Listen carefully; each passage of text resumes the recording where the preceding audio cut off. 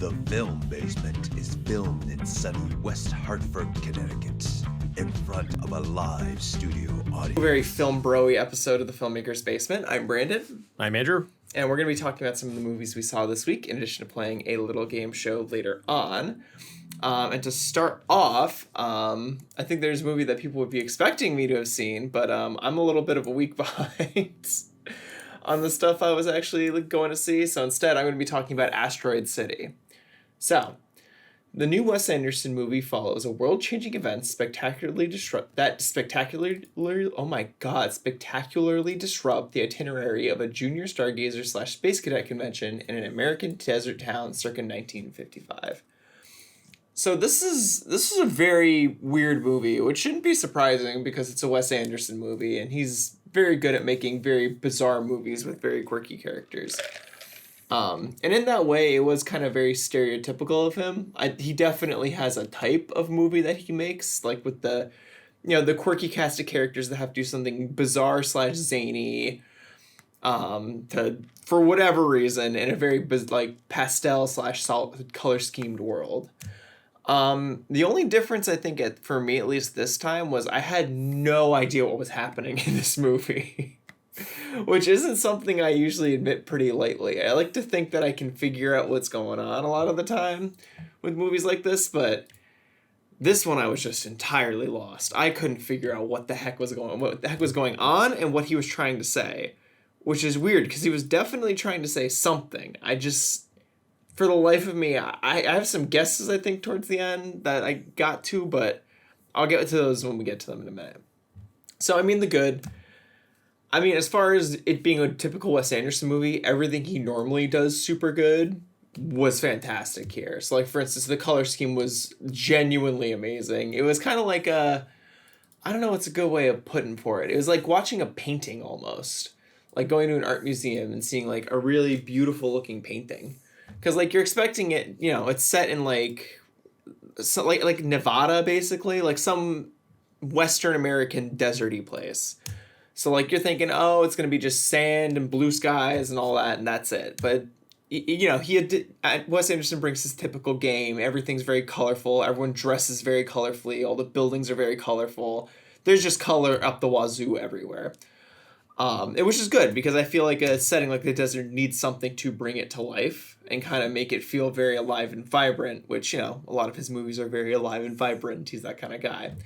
Cinematography is absolutely fantastic. He goes for the typical Wes Anderson look, which is that extremely flat, but very mobile camera angle. And I'll also say, of course, the props were really excellent. In particular, towards the beginning of the movie, we kind of get an intro credit scene almost, where it's like they do back in the old days, where they'd show the actors before the movie started. And we got that, but it was set to this train kind of going through this, again, Western American desert. And I didn't realize this at the time. Apparently, that train and everything on it was a prop. None of it was an actual train. And you can't really tell while you're looking at it because it looks so real. It's it looks like it's this actual real train they got that's just zooming on through the desert. But I accidentally stumbled on it on TikTok. You can see they have this camera set up on this tiny prop train, which is wild because it looks huge. It looks gigantic in the movie. I will say later on there's other props that look really good. They just really add to the ambiance of the movie. For instance, we find out that this kind of space cadet stargazer convention is also kind of like a science expo of sorts. So all these kids are bringing their really wacky and bizarre inventions to the festival, and the props for them are really good. Seeing for instance, this guy building a device that can put whatever you want on the moon. So it's almost like this little hologram thing that goes onto there. So stuff like that looked really nice. Also, just as a bonus, Scarlett Johansson is naked in this movie, which was entirely unexpected on my end. And I was absolutely startled when I saw that in the theater. But that was definitely a very fun surprise. So now getting into the kind of bad of this, and it kind of gets into what I was talking about earlier, is that I really couldn't figure out what Asteroid City was trying to accomplish. So the story's kind of split into two parts. So the first is the movie's universe itself, which is that Stargazer convention I was talking about earlier. And the cast of characters that we follow there is they experience essentially an alien coming down and doing some weird stuff and leaving. So that's like universe one that's essentially happening. But then there's this like other canon that's happening in parallel with this. So we kind of find out that what we think is reality is actually a play these people are putting on. So we're seeing kind of the work that is going into getting this play ready. And so we're meeting with like the playwright, for instance. He's talking about how everything in this film is supposed to be proceeding and how like certain events are being shaped by events he's been a part of. We're meeting all the actors who are in the movie, like outside of the movie, and kind of the stresses that they're going through to get this made. It's very, again, bizarre how they kind of meld them together, because it's almost fluid in some sequences where actors will literally walk off the set into the backstage. So it's kind of weird. And I was trying to brainstorm like what is this movie about? Like what am I actually looking at here? What am I trying to figure out? And the closest I think I got was that it was trying to say something about how like people and have this obsessive need to know how the sausage is made, for lack of a better term. Like they want to know how their movies are made and kind of like the universe behind this movie. Like what was everyone's thoughts and actions on set and how they relate to the overarching story that these people are trying to tell.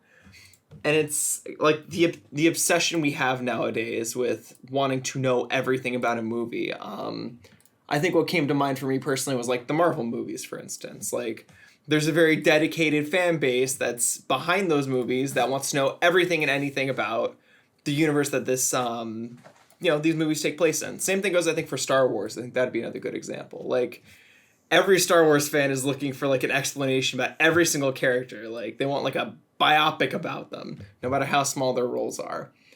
So I think what Wes Anderson's trying to say is essentially that that's kind of not necessary, and sometimes you can just enjoy the media for what it is without having to know everything about it. But again, I couldn't really tell. That's just my best guess, because it's very vague about that topic. And that kind of made it a little less fun for me, because I was just sitting there very confused the whole time. Not in the good way like I usually like, but in a bad way. It's like, what am I doing here? So overall, it's kind of like your stereotypical Wes Anderson movie. So if you like those and you know you're going to watch those, go see it. But otherwise, I don't know. It doesn't feel like his best work to me. It's missing something, and I don't know what that something is. Maybe I'm missing something. I need to watch it again. But I mean, if you're gonna see a Wes Anderson movie, go see one of his other works, because I think you'll get more out of it that way. Well, that's interesting. It's surprising that you weren't very into the Wes Anderson movie, considering how hyped up you talk about that director. Yeah, I mean, I'm not the biggest Wes Anderson guy. Sure. I like some of his work, like Fantastic Mr. Fox and all that. Hey. But I don't know, something about you can only go so far for me with the quirky character idea. Like there's only so much to that. And so for a guy who like keeps making those style of movies, it gets a bit old after a while. Like, I like Mr. Fox. I loved Isle of Dogs. That was an amazing movie, because the Grand Budapest Hotel is Wes Grand Budapest Anderson too, Hotel, pretty good. The Royal Tenenbaums, all that stuff. But I don't know. I can only take so much of it. And when the movie is very vague about what it's trying to do and not doing so in a fun way, you just get kind of bored. There's only so much that Scarlett Johansson could do to save the movie, Well, so I know we're all expecting to hear about two movies that have released recently, but I figured I'd save my review for next week, considering I actually have another movie in the back that I can talk about that I haven't talked about yet. This is how long we've gone on since we've recorded last. Yeah. So Transformers: Rise of the Beasts came out. That is not the movie I thought you were going to talk about. Well, so the movie that you probably thought I was talking about, I wasn't really paying much attention to. I was going through some rough stuff that week, so I didn't really get a whole. And that movie was terrible. This movie, not as terrible, kind of enjoyable. Really? Surprisingly enough. Returning to the action and spectacle that have captured moviegoers around the world, Transformers: Rise of the Beast will take audiences on a 90s globetrotting adventure with the Autobots and introduce a whole new faction of Transformers, the Maximals, to join them as allies in the existing battle for Earth. So this movie's pretty nostalgic for me. Because I remember growing up watching the Maximals version Transformers cartoon, which if nobody's really aware of what the Maximals are, they are the animals. They're the Transformers that can transform into like humanoid robots, but then their transformation isn't a car or a truck. It's like a gorilla and a cheetah and a rhino. So I thought that was pretty cool, like when I was growing up, because I was all big into animals and stuff. Pretty interesting. It was a pretty good story too. Because just going back to the newer Transformers movies, they've kind of been kind of a letdown. And since Micheal Bay's kind of stepped back from his role in the Transformers movies, they've been getting a lot better, I think. Because this one was, I don't know if it was produced by Micheal Bay, but it was definitely not directed by Micheal Bay. I feel like he always has that executive producer. He's probably got some sort of like creative like critiques and stuff with it. But, in terms of this movie, definitely,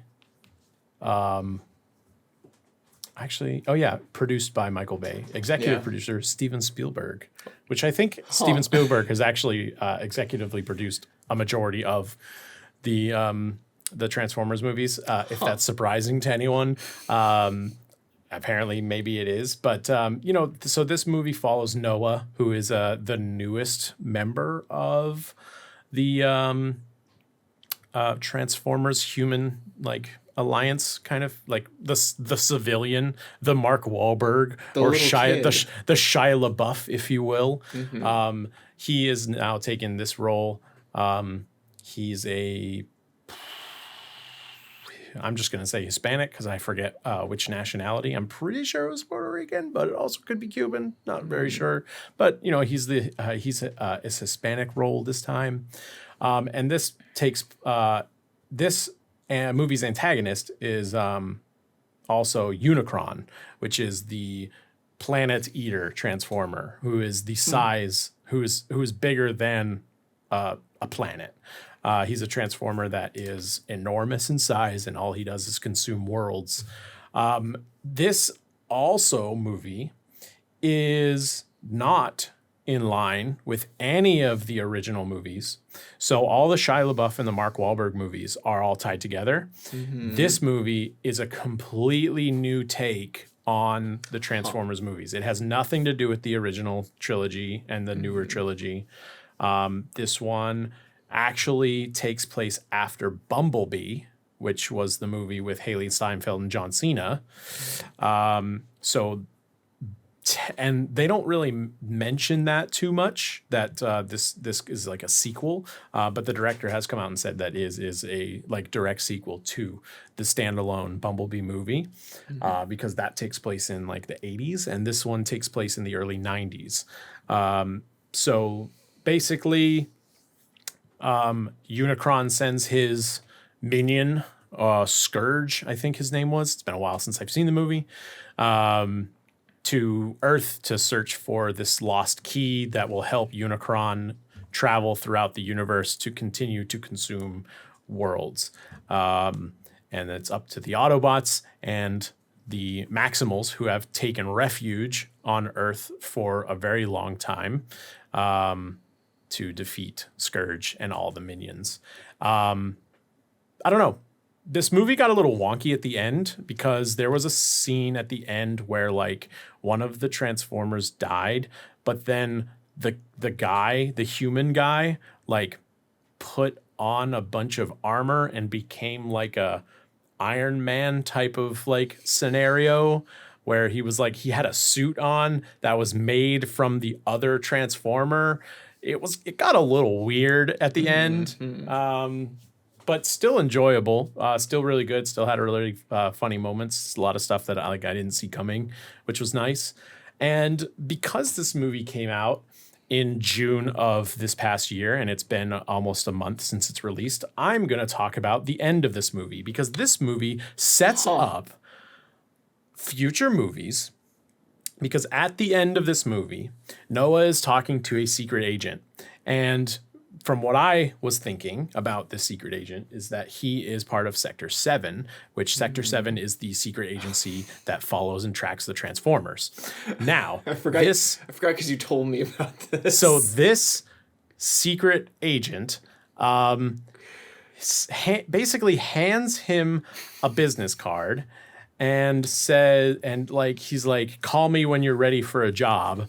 And this Noah, the main character, flips over the business card, looks at it, and it says G.I. Joe. And I audibly said what out loud, like in a very loud and exclamative fashion. Yeah. Because I had heard rumors that they were going to merge the two original trilogies, like the original Transformers and then the G.I. Joe movies. But since the G.I. Joe movies did so poorly, they didn't do that. But now it seems like the Hasbro company is merging all of their properties together, and I'm a little excited about it, especially when you have a movie that we're going to talk about next week, like Barbie, come out. And it seems like Mattel is kind of do their own universe of movies, which I've heard about. Also, not sure how they're going to do Uno the movie. 16 movies, right? Yeah, I don't know, something like that. It's bad. But just to have like Transformers, because it's only happened once that like they've crossed the G.I. Joe and Transformers, and it was in the cartoon when both cartoons were out. And I don't know. I think it just makes sense in my mind that they're supposed to be in the same universe because they both had the same upbringing. Transformers and G.I. Joes were toys, and they made a show to sell the toys. Like it was the same exact model for both of them. So I don't know. I think it was smart that they're going to do this kind of thing where they're going to merge both properties. And, we'll see what happens either when they make a G.I. Joe movie or when they make a sequel to Transformers. So, yeah, Hasbro's been on that, that crossover arc in the last couple of years. They're really trying to pull money out of whatever franchise they can get it out of.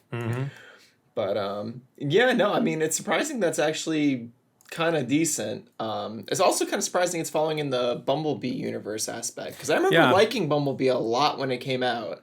Yep. Considering most of the Transformer movies are not that great. Like Bumblebee is a standout. The original is still the best, the original Transformers. And then I think one of the Mark Wahlbergs was like right up there, like for me.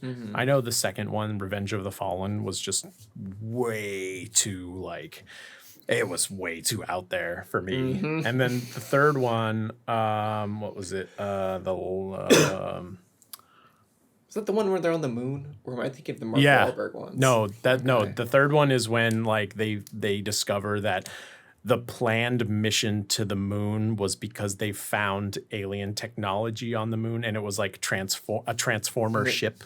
And there or was something. An old Prime up there or something. Yeah, then voiced by Leonard everyone. Nimoy. Yes. Oh my god. That was the third movie, which I can't remember the last. It wasn't the last night. That was one of the There's been too many. It was The last night was, last night was the Mark forgettable one that Wahlberg. came out this year. Dark of the Moon. Yeah, Yeah, it was Dark Dark of the Moon. Thank you. There it is. Yeah.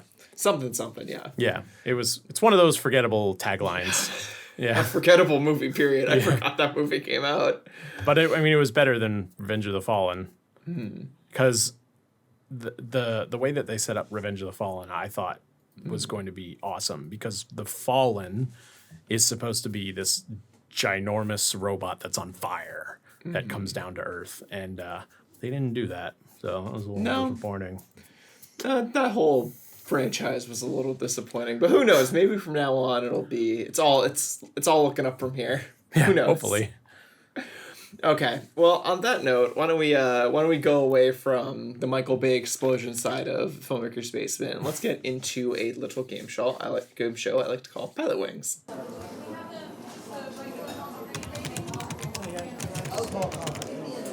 So, Pilot Wings is, in this version of Pilot Wings, this is a game show where I'm going to give Andrew 3 reviews. This week, I actually picked from the Rotten Tomatoes critic reviews, so you'll have a little bit more to work off of than you normally would. And Andrew has to guess what the movie is based off those reviews. And I can confirm, as always, this is a movie you've definitely seen because I'm pretty sure you reviewed it. So, review number 1. The original film left nothing of substance for the superhero sequel, and that was brought to us by Adam Mullins Katib of the Chicago Reader. Number 2, an undercooked casserole of cliche narrative elements, underdeveloped characters, juvenile humor, and a Deus Ex Machina cameo. That was brought to us by James Bernardinelli from Real Views.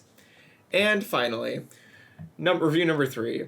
Do we need to start a GoFundMe page for Helen Mirren? And that was brought to us by Joel Olekis. Wow, I picked a really group of ringer names this week. Oleksinski of the New York Post. So, it's a sequel to a movie that I have seen. That's what I've gotten out of the first review. The second review, I got that it's a sequel that has a Deus Ex Machina at the end. And then the third review, I got that it stars Helen Mirren. And I'm just going off of what movie have I seen that stars Helen Mirren that is a sequel.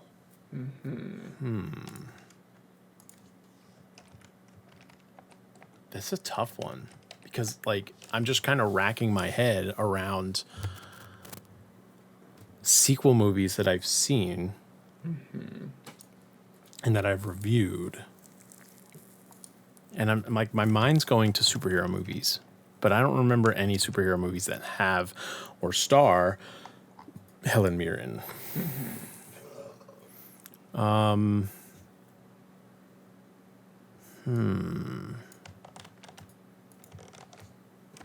bet her role wasn't very large in the movie. I bet it was like a cameo. Yeah, I can only think of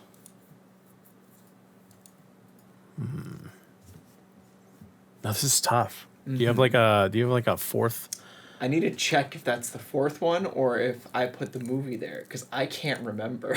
Oh, I'm not looking at the sheet, so okay, you can perfect. look. Let's see. Yeah. Yes. Okay. Oh, this is a really big one though. Are you sure you can't? You got nothing? Yeah, I have nothing. I really think this have will nothing. give it away almost immediately. I'll probably Nope, I got nothing. Okay.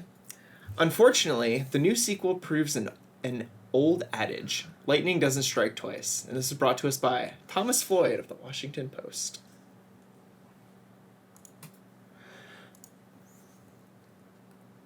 Lightning doesn't strike twice. Now, the only movie that I can think of that has lightning in it is Thor. But I don't remember Helen Mirren being in that movie. I guess I'm gonna go with it. I'll go with Thor: Love and Thunder. Okay, so you're gonna lock in Thor: Love and Thunder. Yeah, I can't think of anything else. Well, Andrew, have you considered you might be forgetting a certain movie you saw earlier this year called Shazam: Fury of the Gods? Oh, yeah. So that movie's terrible.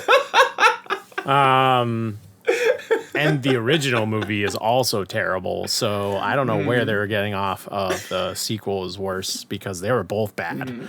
I really thought the lightning strikes twice and giving it away. Truly forgettable superhero movie. Yep. Yeah, it really do be like that sometimes. And didn't even realize that was Helen Mirren as the antagonist of that movie. Yep. Yeah. I really thought I was going to be giving it away with that one, but it turns out Shazam I thought of the wrong was lightning superhero. Interesting. Huh. Well, Yeah, that's very, very forgettable movie that is a rare win for me for this game, so I will absolutely take it.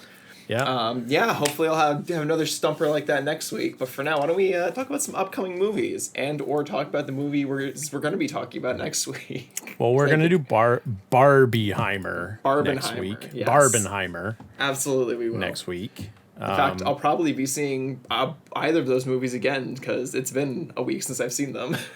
It's been a little bit. So I'm going to go see it in IMAX next Monday at 8:00. So if you want to push the next episode to like Tuesday, I can do that Tuesday afternoon, whatever. Yeah, before I go to work. But yeah, so like Monday, I'm gonna go see it. I'm gonna drive 4 hours to go see it at 70mm IMAX in Fort Lauderdale. I'm excited about it and talk about unexpected nudity. Not in Barbie. But definitely in Oppenheimer. I mean, at least we didn't have the 15-minute sex scene people were talking about. You didn't hear about that? No. There was a rumor. Was that a cut? Was that cut down? No, it was just a rumor that was going around online before the movie came out that there was going to be a 15-minute long intense sex scene. Yikes. I can confirm, that didn't happen. No, I've already seen it, so yeah, it definitely didn't happen. Yeah, coming from the people who have seen it. Yeah, it didn't happen, but damn, that movie was good though. I am interested. I'm not interested at all in the new Teenage Mutant Ninja Turtles. I've already said that on this podcast because the animation looks way too cartoony for me. Yeah. Like definitely Nickelodeon style. Granted, it's produced by Nickelodeon, so... but I am interested because I saw the first one literally this year in preparation for this one. The Meg 2, The Trench. Don't get me started on the Meg. Oh, I'll be seeing it. Oh, I had to review that movie for the first run of the Filmmakers Basement. Well, you can watch. Awful. I'll tell you, the first one's on HBO, so you can watch the first one in preparation for the second one. I don't need to see more watch product placement in my life. Good for that. I'm also interested in... maybe this not. There's a movie coming out called Inside Man that I thought might have been like a remake of the original Inside Man with Denzel Washington, but it's not. So, just a random movie. Yeah, a random title. It's just called the same. And I have been seeing a lot of trailers for the Blue Beetle DC movie. Yeah, that's everywhere. And they are really pushing it. I've seen a lot of trailers for Strays. Yeah, that... Which is the... I don't know what they're doing with that movie. The R-rated dog comedy with Will Ferrell and Jamie Foxx. Oh, it seems so bad. It just... Like, the effects aren't horrible, but it's just so uncanny valley. I don't see how that's appealing. But... Yeah, I'm a little stumped for what I'm going to be doing because I've been really looking forward to Barbenheimer for most of this year and last. So now it's like I'm looking into the future and I'm like, where do I go from here? Yeah, what do I do now that Barbie isn't in my life anymore? Like, I'm going to be done with this. They just released the trailer for Saw X. And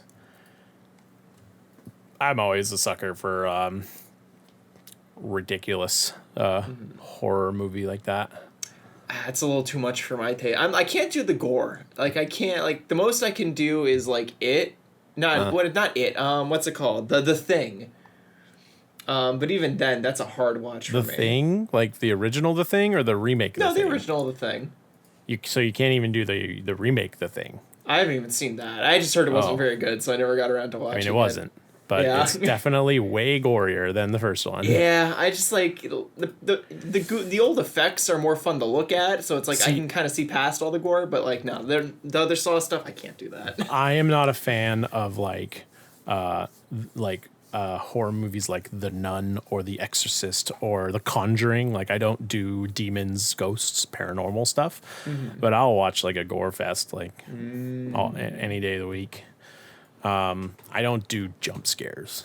Yeah, jump scares are also bad, which is weird because I love horror. I hate jump scares. But I feel like that the Saw movies, they're not jump scares. They're just very like cringeworthy, like make you feel very uncomfortable, squirm in your seat kind of movie, which I'm fine with. It's got that like thriller vibe to it, where it's like something's gonna happen, but you can't stop it from happening. Will say the trap that's on the poster with the goggles with the tubes coming out of the eyes. I did hear what that, because they released it during some horror convention that they had this weekend, and they were talking about it. And I guess that trap is like your 10 fingers are like attached to like these like wires, and like so you have to break your own fingers in time, or these tubes will suck out your eyes. That's just like, that's just and I was so like, much. that's so brutal. That's like, so much. Oh but yeah, gosh. so but this movie takes place in between Saw 1 and Saw 2. So it's not like a sequel. It's like a sequel prequel kind of thing. So it goes back to its original grittiness, which the Saw movies in the past with the newer Saw movies haven't had that like orangey, green, bluish color tones where it has that grittiness to it. So we'll see. Yeah, we'll certainly see. I really don't have anything for September. I've got, again, I'm just like, I'll have to just start going in the theater more and just see trailers for stuff, because there are definitely trailers during Oppenheimer that I was like, oh my god, I want to see like all of these movies. And some for Barbie that were like that. But like looking at the IMDb page for stuff, I'm just like, there's nothing here I really want to see. Like, where's all the fun stuff? What happened? What happened? Barbie Oppenheimer couldn't be the only things coming out this year. I'd be surprised if you were not going to go see Slaughterhouse. I was looking at that. That seems like something I would see. It's about a senior in college who adopts a cute sloth, thinking he'd become the new mascot, until a string of fatalities implicate the sloth as the main suspect in the murders. Yeah, it's giving Cocaine Bear again, so it'll probably be bad. But you know what? It's gonna be one of those weeks where it's like I'll have nothing to watch. So it's like, okay, I guess we're watching Slaughterhouse today. It's literally, well, it comes out on like a Wednesday. So I do nothing on Wednesdays. This is perfect. Yeah, it comes out on Wednesday, the 30th. Yeah, I've got a few that I'm gonna go see for August, but I've got nothing for September. Or until the end of September. Yeah, it'll be an interesting time again to be struggling to find stuff. Again, I'll probably go back to my idea of starting to hunt down film festivals, see if I can find anything juicy. There you go. But for the meantime, I think we can call it quits for this episode. Andrew, do you have anything you want to plug before we go? Nope. I don't have anything I want to plug either, so I just want to thank you for listening to The Filmmaker's Basement. I'm Brandon. I'm Andrew. And we will see you all next time.